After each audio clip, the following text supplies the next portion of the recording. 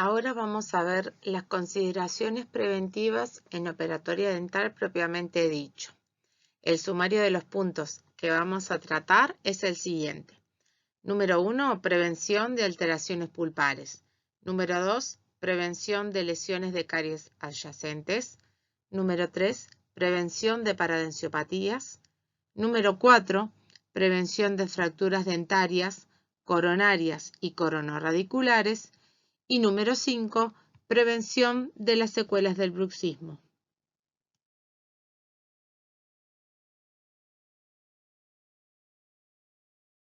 ¿Qué consideraciones debemos de tener durante los procedimientos de operatoria para prevenir alteraciones pulpares? Bueno, tenemos que trabajar siempre evitando el calor friccional. Por ejemplo, que la turbina esté bien refrigerada, si utilizamos baja velocidad, irrigar o lavar reiteradamente, trabajar con intermitencia, que el instrumental rotatorio, o sea, las fresas y las piedras, estén bien afiladas, que giren de forma centrada. Ustedes observen que ni la turbina ni el contraángulo puede tener un juego la fresa, sino que tiene que girar de forma céntrica. En cuanto a los principios biológicos, que ustedes ya los vieron en segundo año, ustedes deben de respetar siempre y tener presente mentalmente la morfología coronaria de la pieza que vayan a abordar, el volumen que tiene la pulpa, la situación que tiene la pulpa. Por ejemplo, no es lo mismo que ustedes estén eliminando una lesión cariosa en mesial de un molar inferior que en distal de un molar inferior. Porque ustedes saben que la cámara pulpar está corrida hacia mesial. Entonces ustedes van a tener que tener más cuidado porque están quizás muy cerca de la pared pulpar mesial. También tener presente la capacidad reaccional de la pulpa. Eso lo evalúan con el interrogatorio, la historia odontológica que tiene esa pieza dentaria, ese paciente, la edad del paciente y también la esclerosis que pueda tener mirando una radiografía, si hay deposición de dentina secundaria o terciaria, entonces ahí podemos evaluar qué capacidad ha tenido de reaccionar esa pulpa y si todavía tiene o no capacidad de reacción. En cuanto a los materiales que utilizamos para bases cavitarias, bueno, ustedes tienen que indicarlos correctamente. Si bien hoy en día prácticamente que el material más utilizado como base es el ionómero de vitrio, es importante también que ustedes lo preparen bien para que el material pueda expresar todas sus propiedades y que ustedes lo lleven lo coloquen bien, lo lleven bien a la cavidad, a la preparación cavitaria, que ustedes lo coloquen en ese estado que está brillante, que quiere decir que los grupos carboxílicos están libres para interactuar con el calcio de la dentina. Entonces, siempre los materiales tienen que estar bien indicados y bien preparados y bien llevados. Porque si no están bien colocados o, por ejemplo, le quedan burbujas, el ionómero es muy común que les quede burbujas en el ionómero, luego están tallando la preparación dentaria y pueden aparecer burbujas, entonces tienen que volver a preparar cemento, esperar que el cemento fragúe y luego siguen tallando y eso les retrasa el tiempo clínico y el tiempo de trabajo. La desinfección de las preparaciones cavitarias generalmente la hacemos con clorexidina al 2%, también para eliminar microorganismos. En situaciones puntuales podemos hacer la técnica de sellado dentinario inmediato. Por ejemplo, tallados para una corona, que sea vital, obviamente, quizás para evitar sensibilidad postoperatoria, podría estar indicado un sellado dentinario inmediato y eso nos podría ayudar a prevenir alteraciones pulpares. Y por último, no menos importante, es imprescindible conseguir que tanto las restauraciones definitivas como los provisorios sellen correctamente las preparaciones dentarias. Eso se consigue, obviamente, logrando un buen asentamiento y un buen ajuste de las restauraciones y de los provisorios. Y obviamente, cuando estamos hablando de restauraciones directas, también trabajando con las técnicas correctas, por ejemplo, si trabajamos con resina, la aislación absoluta, controlar las tensiones que generan la contracción de polimerización, etc.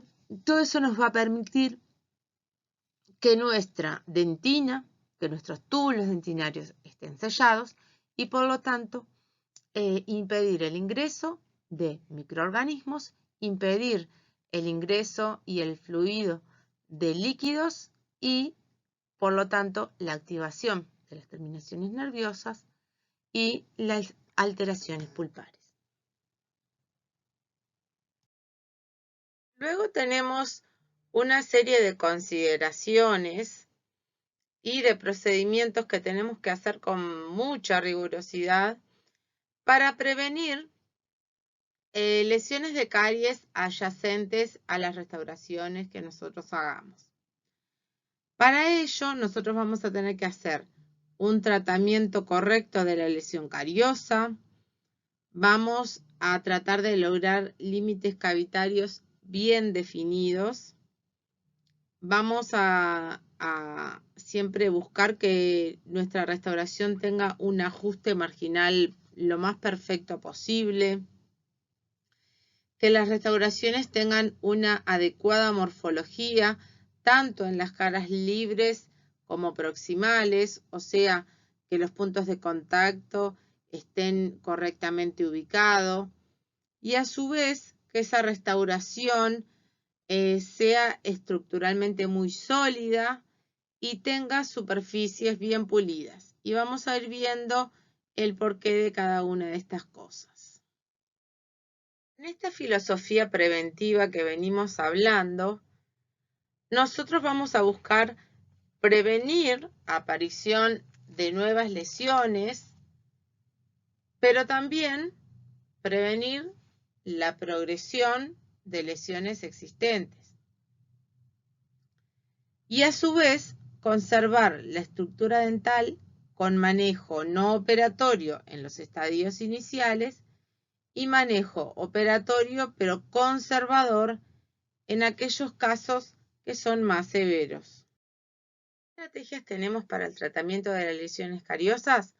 Bueno, hasta hace un tiempo realizábamos lo que denominábamos eliminación total de caries hasta llegar a dentina dura, incluso con la ayuda de test colorimétricos.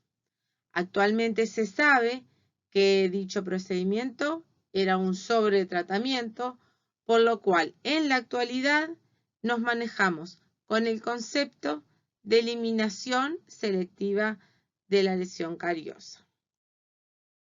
Entonces, ¿cómo vamos a proceder en esta eliminación selectiva de caries? Bueno, primero vamos a abordar la lesión. Si está cavitada, ya podemos abordarla con instrumental manual tipo cucharita de dentina y o instrumental rotatorio, y si no está cavitada, con instrumental rotatorio, con una piedra de diamante o una piedra de tungsteno.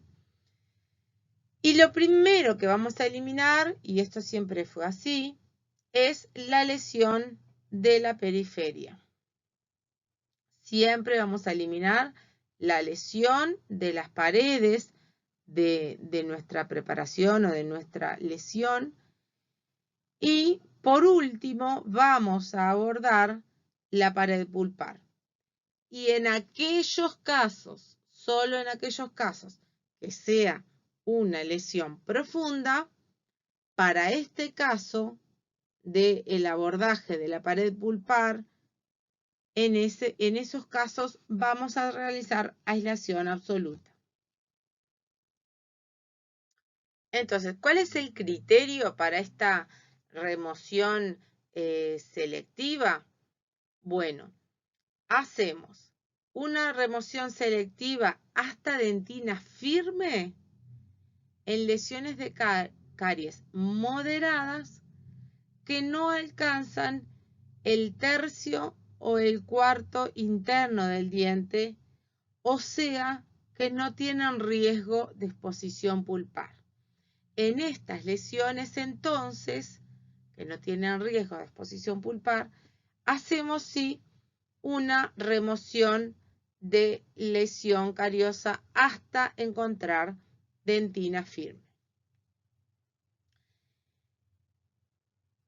En aquellas lesiones de caries que son más severas, o sea, más profundas que lo que dijimos, donde hay riesgo de exposición pulpar, hacemos en el piso pulpar remoción selectiva hasta dentina blanda. ¿Tá?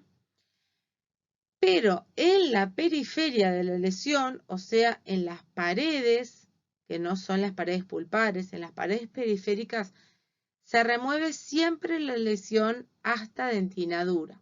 ¿Para qué? Bueno, para lograr un sellado hermético y un sellado correcto de la lesión con el material restaurador. De esta forma, nos aseguramos que los microorganismos que puedan quedar en esa dentina blanda que dejamos en el piso pulpar, donde había riesgo de exposición pulpar, esos microorganismos no tengan viabilidad de seguir viviendo o de reproducirse. Los límites cavitarios de nuestra preparación deben estar perfectamente definidos. Esto es por varios motivos. Primeramente, para facilitar la adaptación del provisorio, para facilitar la toma de impresión y de alguna manera la corrección, o sea, que podamos ver que la impresión quedó bien.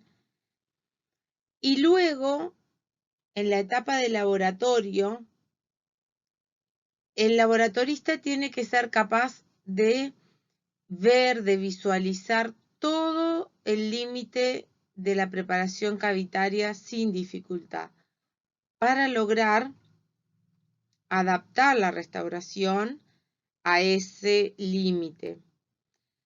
Esto también no solamente es importante en el caso que lo haga el trabajo un técnico, sino también cobra importancia también muy grande cuando utilizamos escáneres para tomar impresión, ya sea escáneres intraorales o escáneres de laboratorio.